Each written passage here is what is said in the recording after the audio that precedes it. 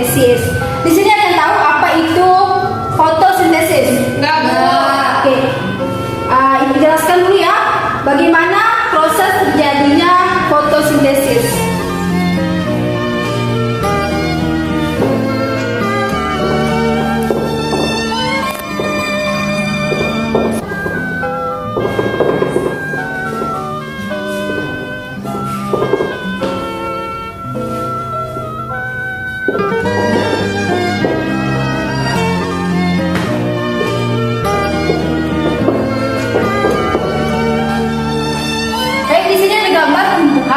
Matahari. Terus bagaimana sih terjadinya proses fotosintesis itu? Nah, cahaya matahari yang dihasilkan oleh matahari itu menyinari tumbuhan. Cahaya tersebut ditangkap oleh klorofil atau daun, menghasilkan oksigen yang kita hirup dalam sehari-hari. Itu oksigen tersebut dikeluarkan dari mulut daun atau disebut dengan stomata. Nah, sampai di sini paham? Paham, Bu. Oke. Nah, selanjutnya kita akan membahas tentang gerak tumbuhan. Nah, salah satu ciri makhluk hidup itu adalah bergerak. Ini bukan hanya pada manusia dan hewan ya, tumbuhan juga bergerak. Nah, tapi bergerak pada tumbuhan itu berbeda dengan hewan dan manusia. Hewan dan manusia itu bergerak secara aktif, sedangkan tumbuhan itu bergerak secara pasif. Berarti tumbuhan itu pergerakannya itu terbatas, tidak seperti manusia dan hewan. Gerak pada tumbuhan hanya dilakukan oleh bagian tertentu saja, misalnya pada bagian akarnya, terus bagian batang, daun, dan ujung tunas. Berdasarkan datangnya rangsangan dari tumbuhan tersebut, gerak pada tumbuhan itu dibedakan menjadi 3. Nah, yang pertama ada gerak endonom. Gerak endonom adalah gerak tumbuhan yang disebabkan oleh rangsangan dari dalam tumbuhan itu sendiri. Contohnya seperti akar. Nah, akar kan kalau semakin pohon itu tumbuh, akarnya akan bergerak melebar. Berdasarkan datangnya rangsangan, gerak pada tumbuhan itu dibedakan menjadi 3. Yang pertama ada gerak endonom. Gerak endonom itu adalah gerak tumbuhan yang disebabkan oleh rangsangan dari dalam tumbuhan itu sendiri. Nah, seperti akar, batang, daun, dan tunas. Itu adalah gerak endonom. Yang kedua ada gerak higroskopis. Nah, gerak higroskopis adalah gerak bagian tubuh tumbuhan karena pengaruh perubahan kadar air di dalam sel. Nah, contohnya itu seperti buah kolong-kolongan atau pete Cina. Di sini tahu pete Cina yang kecil itu? Jika kalau misalnya pete Cina itu sudah kering, dia akan terbuka sehingga menampakkan buahnya. Jadi itu adalah disebut dengan gerak higroskopis. Yang ketiga ada gerak esionom. Itu adalah gerak pada tumbuhan yang disebabkan oleh pengaruh rangsangan yang berasal dari lingkungan luar. Nah, itulah 3 gerakan yang terjadi pada tumbuhan. Nah, tadi yang pertama ada gerakan apa? Endonom. Nah, endonom. Yang kedua Higroskopis. higroskopis. Yang ketiga Esionom. iya betul. Berarti ada 3 gerakan pada tumbuhan. Nah, kembali lagi pada materi awal, yaitu pentingnya sinar matahari bagi tumbuhan. Sinar matahari itu menghasilkan cahaya ya, atau disebut juga dengan energi cahaya. Energi cahaya itu adalah energi yang dipancarkan oleh sumber cahaya.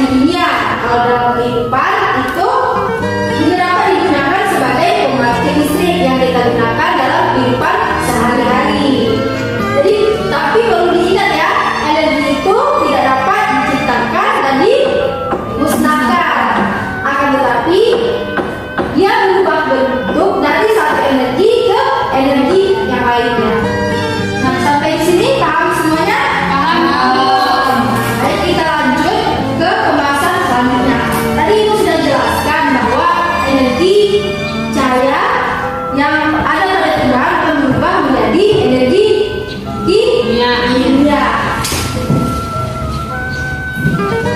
Tumbuhan akan menggunakan cahaya matahari sebagai bahan bakarnya dalam proses memasak atau fotosintesis. Perubahan energi fotosintesis dari cahaya matahari yang digunakan untuk proses fotosintesis yang digabungkan dengan karbon dioksida dan air merupakan perubahan energi menjadi glukosa. Jadi energi yang terdapat pada tumbuhan tersebut akan berubah menjadi glukosa atau menghasilkan makanan. Nah, sampai di sini semuanya paham? Paham. Baik, sejauh ini ada yang ingin bertanya? Saya Bu. Iya? Ya Bu, saya ingin bertanya tentang tumbuhan tadi Bu.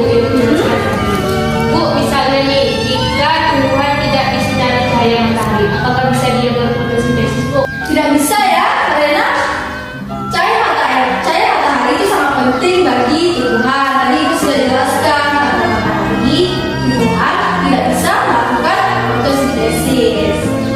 Paham ya? Paham Bu. Jadi jawabannya tidak bisa ya Widya ya? Ya Bu. Yang lain ada yang ingin bertanya? Ada. Oke, udah paham semua? Insyaallah ya Bu. Baik. Nah, sejauh ini kita sudah membahas beberapa materi ya. Nah, tema kita tadi ada yang masih ingat? Apa tema kita pada hari ini? Pentingnya sinar matahari bagi tumbuhan. Nah, tadi situ Ibu sudah memberikan beberapa materi. Nah, di dalam materi yang dijelaskan tadi situ ada mencakup beberapa pelajaran. Bisa ada biologi, fisika, dan kimia. Nah, apa saja?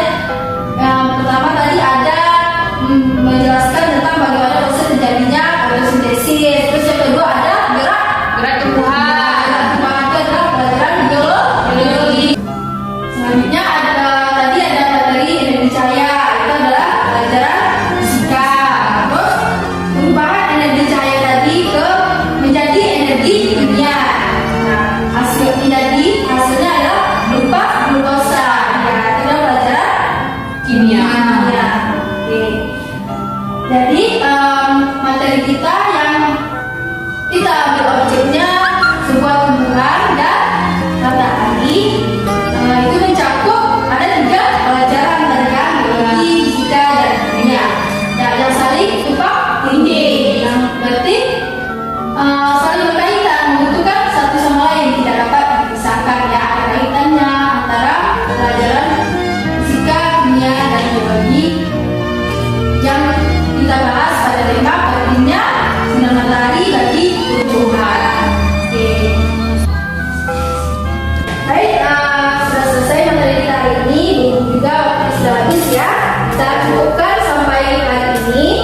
Kita lanjutkan lagi pada minggu depan. Pesan Ibu jangan lupa belajar di rumah, diulang-ulang kembali pembelajaran kita hari ini. Karena minggu depan akan kita ulang kembali yang ditanya lagi pada kalian semua satu persatu ya. Jadi harus belajar di rumah.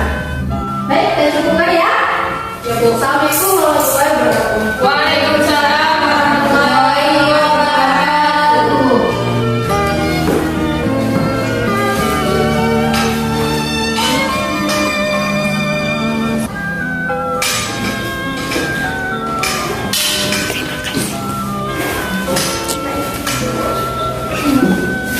Nah, itulah pembahasan materi dari kelompok kami dengan tema pentingnya sinar matahari bagi tumbuhan, yang mana dalam tema tersebut terdapat 3 mata pelajaran yang saling berkaitan. Ada pelajaran biologi, fisika, dan kimia. Ada loh satu ayat Al-Quran yang menjelaskan tentang materi yang telah disampaikan tadi, yaitu terdapat dalam surah Al-An'am ayat 99, yang artinya, dan dialah yang menurunkan air dari langit, lalu kami tumbuhkan dengan air itu segala macam tumbuh-tumbuhan. Maka kami keluarkan dari tumbuh-tumbuhan itu tanaman yang menghijau. Kami keluarkan dari tanaman yang menghijau itu butir yang banyak, dan dari mayang kurma mengurai tangkai-tangkai yang menjulai dan kebun-kebun anggur. Dan kami keluarkan pula zaitun dan delima yang serupa dan yang tidak serupa. Perhatikanlah buahnya pada waktu berbuah dan menjadi masak. Sungguh pada demikian itu ada tanda-tanda kekuasaan Allah bagi orang-orang yang beriman. Dalam ayat tersebut, Allah menjelaskan kejadian hal-hal yang menjadi kebutuhan manusia sehari-hari, agar mereka secara mudah dapat memahami kekuasaan, kebijaksanaan, serta pengetahuan Allah. Allah menjelaskan bahwa Allah lah yang menurunkan hujan dari langit, yang menyebabkan tumbuhnya berbagai jenis tumbuh-tumbuhan yang terdiri dari berbagai ragam bentuk, macam, dan rasa. Tumbuhan memiliki peran penting di muka bumi ini.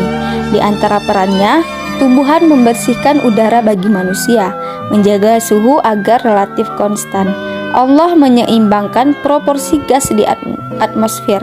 Allah Subhanahu wa Ta'ala menetapkan bahwa manusia dan hewan menerima makanannya dari yang dihasilkan oleh tumbuh-tumbuhan dalam pabrik hijaunya. Pabrik hijau ini yang oleh ahli botani disebut dengan kloroplas, mengandung klorofil yang di dalam Al-Quran disebut sebagai Al-Qadir atau bahan hijau, di mana tumbuhan memanfaatkan energi cahaya matahari dan mengubahnya menjadi energi kimia yang pada akhirnya menghasilkan biji-bijian, buah-buahan, dan bagian tumbuhan lainnya. Sel tumbuhan tidak seperti sel-sel manusia dan hewan. Sel tumbuhan dapat mengkonversi energi matahari menjadi energi kimia dan menyimpannya dalam nutrien atau zat gizi melalui cara-cara yang sangat spesial. Proses yang disebut fotosintesis ini dilakukan tidak oleh sel tetapi oleh kloroplas, organel-organel yang memberi warna hijau pada tumbuhan. Organel-organel hijau kecil yang hanya dapat diamati dengan mikroskop ini merupakan satu-satunya laboratorium di muka bumi yang mampu menyimpan energi matahari dalam bahan organik. Produksi yang dibuat oleh tumbuhan direalisasikan melalui proses kimia yang sangat kompleks. Ribuan pigmen-pigmen klorofil ditemukan pada kloroplas bereaksi terhadap cahaya dalam waktu yang sangat pendek, sekitar 1000 detik. Konversi energi matahari menjadi energi kimia atau listrik merupakan terobosan sangat mutakhir. Jadi dapat kita simpulkan bahwa semua itu menunjukkan kekuasaan Allah yang menciptakan tumbuh-tumbuhan yang beraneka ragam. Nah, itulah penjelasan terjadinya proses fotosintesis jika dikaitkan dengan ayat Al-Quran. Baik, sekian video dari kami. Apabila ada kesalahan ataupun kekurangan dari kata atau video yang kami tampilkan, kami mohon dimaklumi dan kami mengucapkan terima kasih. Guru